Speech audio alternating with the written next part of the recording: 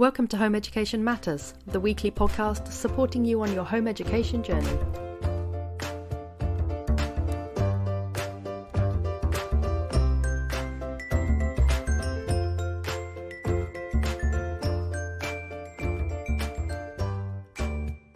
Hello and welcome to Home Education Matters. Today I'm joined by Melissa, who's going to be guiding us through psychology and sociology at GCSE. And they're not so much tricky to take, but I think they're unusual choices that home educators don't always realise are open to them. So Melissa, the floor is yours. Tell us all about them. Thank you for having me, first of all. It's very exciting to be here to talk about these amazing subjects. And I think you're right. Yes, they're often tricky in some respects because they're often new at GCSE. They used to be new at A-level, and I'm really, really pleased that they put them in at GCSE because they're really interesting and it gives students a real kind of guide before jumping straight into an A-level. There's no run-up from Key Stage 3? Yeah, no, not specifically. There's elements, I suppose, certain skills and things will feed in. But yeah, they're kind of brand new concepts, I suppose. And with things like the theories, the theorists in sociology, they're brand new. I think that's what makes them so popular, actually, with students, is because they are fresh and new and they feel a bit exciting and they feel a bit different. And sometimes you can get to 14 and you can look at your choices and think, oh my God, 2 more years of geography. No, like shoot me now. Whereas sociology and psychology, at least you think, well, that's new. Don't know anything about that. And I think that actually plays in its favour. Yeah, absolutely. I agree with you. And I think the fact that there's a lot more relevance, I think as society develops as well, there's just so much all around. You can't watch the news or pick up a newspaper, if people still pick up newspapers now, or anything really, without having some reference to sociology and psychology. And I think that's another thing. Young people particularly as well are becoming more sort of self-aware and aware of the world around them. And I think that sparks the interest in the subjects. And then the great thing is that when they're doing the subject, I think it helps them to understand a lot about the lives they're living. So I think it's brilliant. Yeah, I mean, I agree. I think there are certain subjects that ought to be mandatory. I'm very authoritarian like that. And I think politics should be mandatory. I think economics to a degree or budgeting should be mandatory. I think some kind of well-being should be mandatory. And I think something like sociology or psychology and understanding of how you work and how other people work, I think it's just such a helpful subject for teenagers in particular. No, I 100% agree with you. And when I trained to be a teacher, there is now a psychology or a social sciences PGCE you can do, but there wasn't at the time that I trained. I make myself sound really old there. But so I trained citizenship actually because it was the nearest curriculum fit for my subject. And so I totally agree with you. The elements of the decision making, politics, well-being, which all those kind of essential life skills. It's all life skills, isn't it? Which is so crucial. So what is the main difference between psychology and sociology? Because they have quite a bit of crossover, don't they? Yeah, they do. And they're often, they go hand in hand. A lot of students do take both. And sometimes we'll talk about things. I've actually had a lesson today where a sociology lesson and the student was like, oh, it's becoming a bit of a psychology lesson. And I was like, yeah, they do link really well. I guess in the simplest sense to explain it, psychology is more focused on the individual and human behaviour. So it looks more into individual differences and all sorts of human behaviours on that level. And sociology is taking a bit wider and looking at the society. So again, that's how they feed in, because obviously by understanding individual differences, individual behaviour, you can then understand how individuals behave and act in social groups or societies and cultures and things like that. I got the sense, and this is probably completely wrong, so feel free to correct me, but I got the sense that psychology was slightly more scientific and sociology was a little bit more theory-based, ideas-based. That's always one of the still ongoing contentious debates about the subject, to be fair. I'm glad I launched into that then. Yeah, this could go. We could have a great discussion on this. It's one that's still debated. On the one sense, in terms of the subject, I would say, yes, there's probably more science elements to psychology. There's more scientific skills. And I always say sociology is a little bit more English and history skilled based with the essays. But in terms of the science, because there's research methods and there's research in both, sociologists will conduct large-scale research, psychologists will conduct research. And one of the debates within both fields is, can and should they be a science like the natural sciences? Sociologists will argue and disagree, and so will psychologists on how we should study behaviour and things. So it's a debate within classed as a science? It is, yes. Again, it's some places see it as a humanities, some places see it as a science, but it is classed as a science. And something that I've been really excited about is the fact that the whole attitude to the subject and recognising it as a science has shifted now, which is really good. It was seen, I know when I started studying it, it was seen as a bit of a soft subject, possibly because it was new and not understood. My mum had the same attitude as well. She wasn't very happy when I first told her I was going to do psychology and sociology A levels. It was like, what are these? And then I started studying them and she was like, oh, wow, yeah, but then was very supportive. But yeah, in terms of the science, it's now accepted for quite a few universities for medicine as your second science, which I think is a massive shift because, like you said earlier, very sensible as well, right? Yeah, and it's so important. If you're going into medicine, you are going to be dealing with people and lots of conditions, and I think it's a wonderful subject to link with medicine. So I'm really pleased that that's sort of shifting in that sense as well, and it's included under sciences now. What about sociology? Is that counted as a science or as a humanities generally? That's generally humanities, or sometimes it's under the social sciences category. It wouldn't be sort of considered in it with the physics and biology sciences, but sometimes you'll hear social sciences and the separation of it into there, but otherwise humanities. Social sciences is one of those American terms that I find quite scary and I don't really understand it. I mean, what does that mean? Yeah, I don't know. Yeah, well, it means different things in different areas. So for me, when I hear social sciences, it's psychology and sociology, perhaps criminology as well. I suppose that's the link between humanities and social sciences as well. I've got a friend who is in New Zealand, and social sciences there is what we'd call the humanities of history and geography. So it's the cultural lingo. I know what you mean about psychology because one of my housemates at university was doing psychology, and I thought there were 5 girls, 2 doing humanities, 2 doing science, and then the psychology student, and there was a slight war between us of which side she should be on. And the humanities girls, of which I was one, definitely claimed her as one of our own. And then one day she roped me in to help her with her dissertation, which was fascinating. And she wanted me just to say lots of words, and it was all about how if you hear just the first sound and the last sound, your brain fills in the middle sound. Quite interesting. And I realized it was completely scientific. The whole approach was very scientific. And I was quite sad to let her go from our little cabal, but I had to because it was clear that she was a science girl. And I think sometimes you're right that I think that conception of psychology as being a bit of a filler subject, that's definitely shifting now, right? Yeah, absolutely. And it is good because I think sometimes it can be a bit disheartening because it is a very challenging subject. There's a lot in it, particularly at GCSE, actually, that the shift between GCSE and A level is actually not as big a jump, I don't think, as other subjects. There's a lot and a lot of different skills. You've got your essay skills, you've got all the different knowledge, you've got the science, you've got biology elements, learning about brain structure and how everything works, how to conduct research scientifically in the process. So there's a lot in there. So it's good that it's recognised as the worthwhile subject and the challenging subject it is as well. Well, you mentioned challenging, and I wonder if perhaps the reason there isn't such a big jump from GCSE to A level is because the content is big for GCSE, isn't it? We looked at both psychology and sociology, and it was quite heavy, quite a lot of content. And my son, who naturally likes those kind of subjects, did veer away a little bit because he just thought that's a lot. I can't do that in a year, which was his preference, really. Yeah, no, there was a lot of content in the GCSE. Which, yeah, on the one hand, it can make it tricky, especially if we're doing it on a shorter time scale. But then if you choose to continue it further, I guess it reaps the benefits then, I suppose, because you've covered a lot. You get into more depth. What are the exams like for psychology and sociology? I'm guessing there's no coursework component. No, it's 100% exam based, split between sort of 2 papers worth 50% each. It's mixed, I suppose. In terms of questions, this is where I think the big difference is when students say, oh, I'm going to choose one, which one's better? I then come back to comparing to other subjects in a way, because the heavier science element, biology and things for psychology, there is a small essay part of it, but it's not as much as sociology. Sociology is more essay based and I suppose a more deepening. There's a depth of knowledge more, and you can bring in a lot of wider things from your understanding of society, whereas psychology, I guess, is a lot more, it's more content heavy, I would say. So that's the main distinction between those two, but it's all exam based. Yeah. So you mentioned this a little bit, but if you have a home educated child, and perhaps you've noticed that they're drawn towards English, history, maybe geography, those kind of subjects, I'm guessing you might think sociology may be a better fit. And perhaps if they're a bit more sciencey, mathsy, you might think maybe psychology is a better fit. Or would you, probably as you tutor both, recommend that they do both?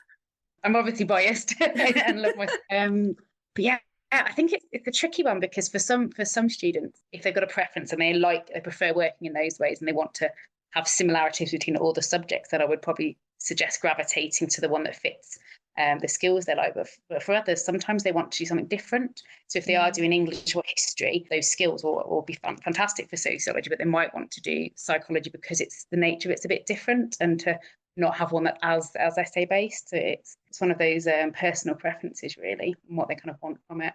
That's true. And they are both, as you say, quite relevant subjects to the world around them. So how much do you think you could enter those exams with just pre-existing knowledge? Or is there a lot of technical terminology, keywords, theories and things that you need to know?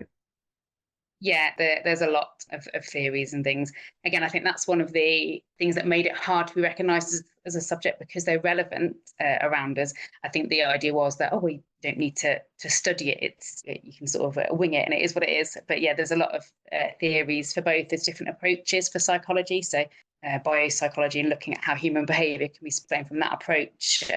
Looking at, you need to know research studies and the evidence-based. It's not just short-term memory is this capacity, etc. You've got to kind of know that. Well, how do we know that? Well, because these psychologists have done this research and this is what's good about that research, etc. So you have to kind of know all that content. And the same with sociology, the different theoretical outlooks on society as well, and therefore what they say about different social issues. How much does your personal opinion come into it? Because I know that I taught religious studies for a while, and there's always lots of essay questions that are things like, in your opinion, justify your opinion. Do they have that kind of thing in either of those, where you get to say, I think that functionalism is crap, or whatever? That's literally the extent of my sociology knowledge. So please don't ask me anymore. Someone's probably written that exact sentence somewhere in an exam. Probably me. Yeah, to an extent, probably more so in sociology. Again, but you're gonna have to put it in a third person. It won't specifically ask you, but you can kind of do it in when you're judging. There's a lot of evaluations. One of the big skills for both. So in the essay questions, we'll be evaluating theories or evaluating studies. So you can kind of bring in your own viewpoint, but in a third person way, if that makes sense. And in the same way with sociology. So it could be argued that functionalism is not very useful because, and it could be your personal opinion on it, but you've kind of put it in the third person way. So that's interesting, because in religious studies, you get marked down on some questions if you don't say that it's your opinion, but that's not the case in either of those subjects. No, not at all. Okay, that's interesting. It's nice as well that you're able to voice an opinion, but I'm guessing from what you said that you have to justify it with valid arguments. You can't just say it's crap. Yeah, and again, the wonderful thing about it, but also the tricky thing sometimes, there isn't, because we're dealing with individuals and social situations and things, there often isn't one clear-cut cause or one clear-cut theory that explains things best. So it's kind of what we'll do is teach the students the skills of what is classed as good scientific research, and being reliable and valid, and can we generalize in those things, and then they can use those skills to kind of make their decision on it, if that's a good piece of research to explain memory or whatever it is, but using that terminology, I guess, and the same with sociology, really. I think some of those skills are being able to analyze sources, which you do in history, but also just be able to assess whether research is good research, is something that I think in the modern world, where there's links to this and that all over the internet, that being able to critically analyze what you're reading is a really vital skill, particularly where we're surrounded by information all the time now. Oh yeah, absolutely. And not taking something at face value, those things. Statistics can be presented in different ways, or okay, 80% of people said this. Okay, what was the sample size? I only asked 10 people, so that's only and you get to do all those sorts of things. And I agree, it's crucially important with the amount of just opposing information in the world now, and sometimes not knowing what can I trust, what can I not trust, and what's right. It can be quite tricky for children, can't it? So in many ways, you could say that these two subjects really build sort of critically aware children. Absolutely, yeah, absolutely. Particularly, there's a lovely topic. It's not in all exams. It's on the Cambridge GCSE for sociology. But one of the topics is the mass media, and I think that I kind of wish it was on all exam boards, because I think personally, especially in society today, it's a fundamental one. we're surrounded by mass media and social media as well, that understanding what goes into that is really powerful. It's often people just have, adults as well, don't have a lot of awareness of it. So learning about actually, well, who controls what we see and where that original information is coming from and being fed to us is really, really interesting. And again, for critical thinkers, essential. Make their own informed decisions. I have long conversations with my children that normally instigate a certain amount of eye rolling on their part about the algorithms of social media and about how the reason that they're seeing 500 million posts about Minecraft is not because Minecraft is the center of the universe, but it's because they know that they like Minecraft and that's all that they're showing them. And I get a lot of eye rolling, but I think they take it on board because it becomes a little bit of an echo chamber, doesn't it, sometimes? And I think children need to be aware, or I think teenagers are probably quite savvy at this, but I think they need to be aware that what they're seeing is not just a cross section of the world. It's a microcosm of what social media thinks they need to see. Yeah, absolutely. Yeah. And it can be, I think it can be a really hard concept to get your head around as well, can't it? Like, so even for adults, everything is just what it is and we have access to these things and we've taken everything at face value for so long that we just don't question things. So when you start to look into it and really understand it, it's sort of a bit mind-blowing in some respects, isn't it? It's just like, oh, yeah. And then start to see the world in a completely different way. It's that fine line between sounding like a mad tinfoil hat conspiracy theorist and actually having data to back you up and say, no, really, it is true, though. You mentioned briefly about exam boards. So what are the different exam options for, so let's take psychology first of all. What are the different exam options? Are they all GCSEs or are they IGCSEs as well? Yeah, they're all GCSEs. And yeah, and I get, especially in the home educating families often, because I know that GCSEs typically can be trickier to do. I will ask for IGCSE psychology. I believe, I'd have to check, I believe Cambridge might be IGCSE actually, but the AQA and EdExcel are GCSE, but they're available to home educators, so they don't need to worry about that. And the same with sociology. They're all, so there's a combination of IGCSEs and GCSEs, because Cambridge, I think, are all IGCSEs. Cambridge is the IGCSE. I have to double check actually. I think Cambridge is IGCSE. So I teach. I don't do Cambridge. I've not done Cambridge for GCSE for those subjects. I do for A level, and it's international for the A level. So I'm assuming it is for the GCSE. But the other exam boards are GCSE. Is there much difference between the exam boards? Yes and no. Like each subject's kind of got a set criteria from the people who design and authorize the qualification. So there's certain things that have to be studied, which means that for a lot of the content, it's the same for the majority of the content. There are just a couple of subtle differences. For example, EdExcel, GCSE, there are some options, whereas there aren't in AQA. And for some people, that's a deal breaker because, for example, criminal psychology is an option that you can do with EdExcel. It's not in the AQA GCSE, that's not until AQA A level.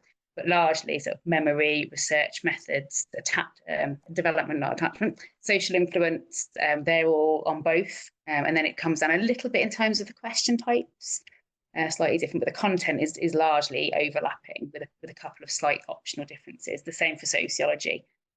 So Cambridge has got mass media, whereas AQA doesn't. Are they both the same kind of mixture of multiple choice, long answer questions? Or is there one particular exam board that perhaps is good if you're not great at writing lots or anything like that? Is there a choice there to be made? They tend to all be quite essay-based for sociology. AQA does have some shorter answer ones. That's my personal preference for the sociology one is AQA for that reason. The other ones tend to be all slightly longer answer questions. So if you're not particularly essay-based, AQA is probably a bit better balanced in that respect. That's for sociology. That's for sociology, yeah. And then psychology tends to be fairly similar. Again, slightly longer answer types for EdExcel than AQA. Not a huge difference, to be honest. That they're a bit more similar between the two for the psychology there. I'm going to make a sweeping statement here, but I have found that AQA do tend to do slightly shorter questions in a lot of their subjects. I think the same goes for history, though I may have got that completely wrong. But my vague memory of it is that AQA history was a fair bit more straightforward than the others for the style of question and the shortness. Yeah, I think they tend to be a bit more formulaic in terms of you know what to expect, and they have that running theme, I guess, don't they? Exactly. And what about resources? Are there particularly nice textbooks for a particular specification? And are there lots of YouTube resources for these? Because they're slightly niche subjects, aren't they? Yeah, there are, and it's another reason why I opt when I teach mine for AQA, because I think for students, teachers and parents, because it's kind of like the biggest board, there's a lot more resources out there. There's a range of textbooks and things as well, and revision materials, some really, really good ones, some really high quality things out there. The Edexcel textbook, not that I've seen the updated one, but I used to teach Edexcel. That was always really good as well. And there is a lot. There's some great YouTube channels. There's one called Psych Boost, which is brilliant to teach, that does lots of videos, revision, quite short, accessible ones as well. So not sort of sitting and having to watch for an hour, but they're really accessible on the topics. And there's a lot out there, which is really good. Perhaps, Melissa, you could come on to our Home Education Matters Facebook group and post some of your favourite resources for us, so that we've got a little list for anyone sitting these two subjects. Because sometimes when they're not standard curriculum subjects, it can feel a bit daunting looking for these things, because when it's something like biology or maths, there's, YouTube seems to be full of things to help because schools sit them, but I'm guessing most schools don't sit these two subjects. Yeah, I think it's becoming bigger, but it's still not, like you said, history and geography will be an option everywhere. It's always on the options list, where some schools and some places do offer them and some don't. But yeah, I'll certainly be very happy to come and put a list of things on there and explain the differences between a couple of the textbooks as well, because they do vary, especially for sociology. You've got some really, one of the biggest things there is the accessibility with some of the sociology ones. So there's for those that really like to get stuck in and get a lot more depth and love reading text heavy books, there's those ones, whereas there's other ones that are a bit clearer for those that might be overwhelmed at just loads and loads of text. So I'll happily put some pictures and list some of my favourite go-tos.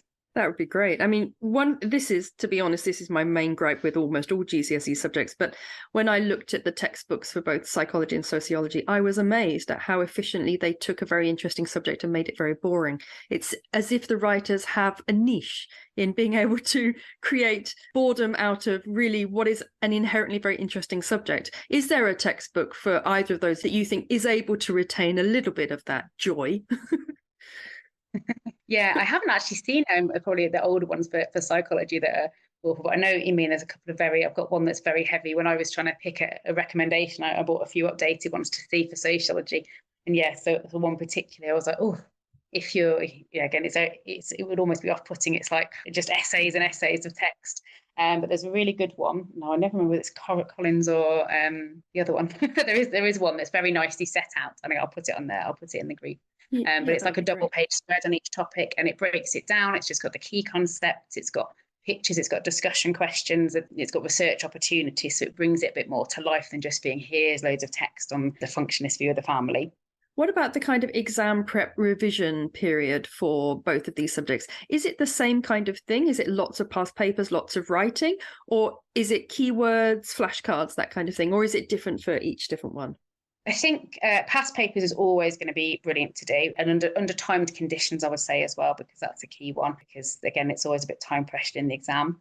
And again, sometimes you get to see a theme that you can never predict, of course, questions, but you get to see a sort of theme of knowing what types of questions they could ask you, because there's only, on a topic, there's only certain amounts. It will be a describe this, or it will be applied to a scenario, or it will be evaluate. So by doing all the past papers, that can be really helpful. As for the techniques, it's such a personal preference on that one, because some people I'd like to write things out over and over, and that will just help it stick, just how I like to do it. Other people need color-coded things. One thing I do think works, and people sometimes think I'm a bit mad when I say this, but it works.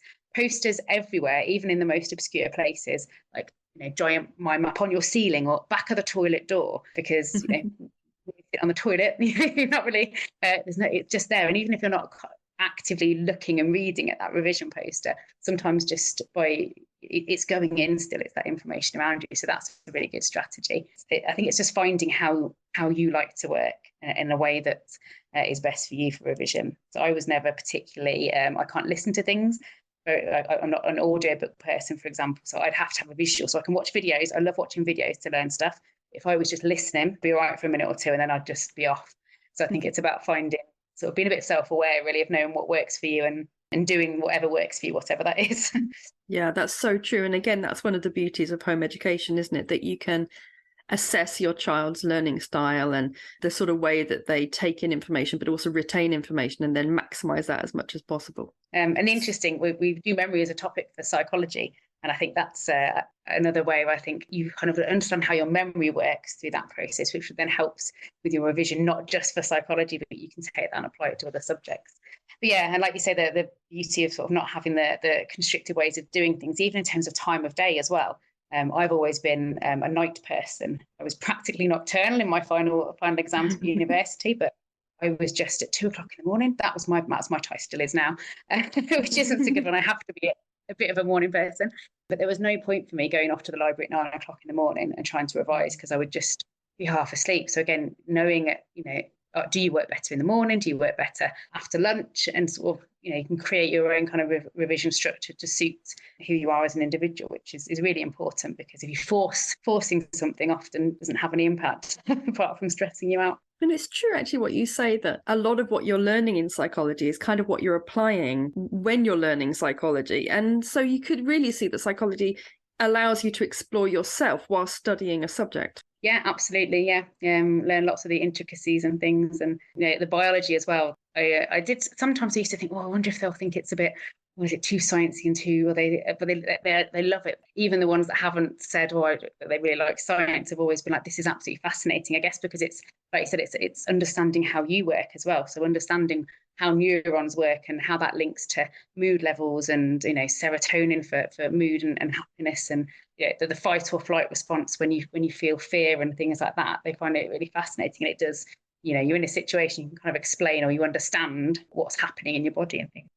There's so many changes we go through. And I know when I was growing up, no one ever taught you things like, and you didn't know, like, there's extreme emotions and things like that. And I think that's where learning about it is, it's valuable for yourself, but also it kind of makes everything contextual and give it a purpose. Like if you're learning something, when it does help you understand yourself or other people or the world, it's meaningful, isn't it? It's not just sort of learning something for the sake of it. Yeah, and applicable as well, which helps teenagers, doesn't it? Because instead of getting the why do I need to know this question, it's actually, answers itself, because there's lots of reasons to know it, because it actually is something they can gauge and judge themselves by every day.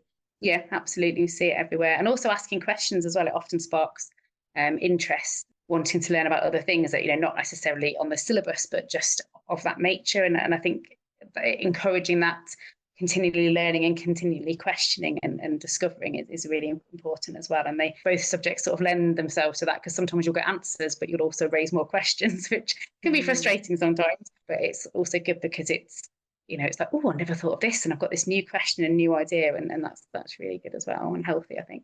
Is there I'm putting you on the spot here, but is there a kind of popular book, like a kind of popular mass read book on either of these subjects that you think would be a nice one for teenagers to read alongside? Yeah, there's a couple of really good general ones. I think they're by DK Publishing.